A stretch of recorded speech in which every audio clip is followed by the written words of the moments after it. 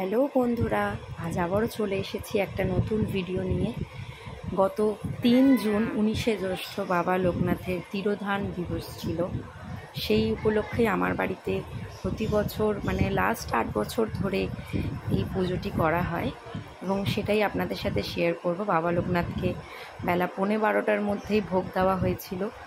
এটা সেই ভিডিও। আমার মা নিজে উপোস থেকে এই ভোগগুলো নিজে হাতে বানিয়েছে। আর এখানে রাঁধুনিরা সকালে জলখাবার লুচি, আলুর তরকারি সবার জন্য করা হচ্ছিল। আর ওটা বেশ মেনু ছিল ভাত ডাল, সেটা আর তোলা হয়নি। এগুলো হচ্ছে রাতের মেনু।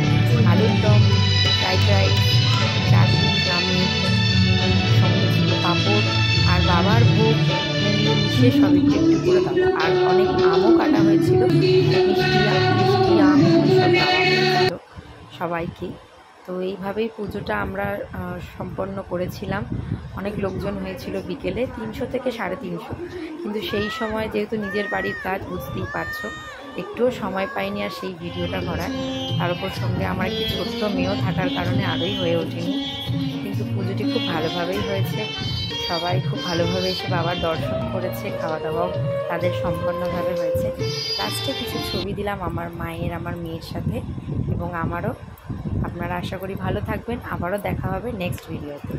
টাটা।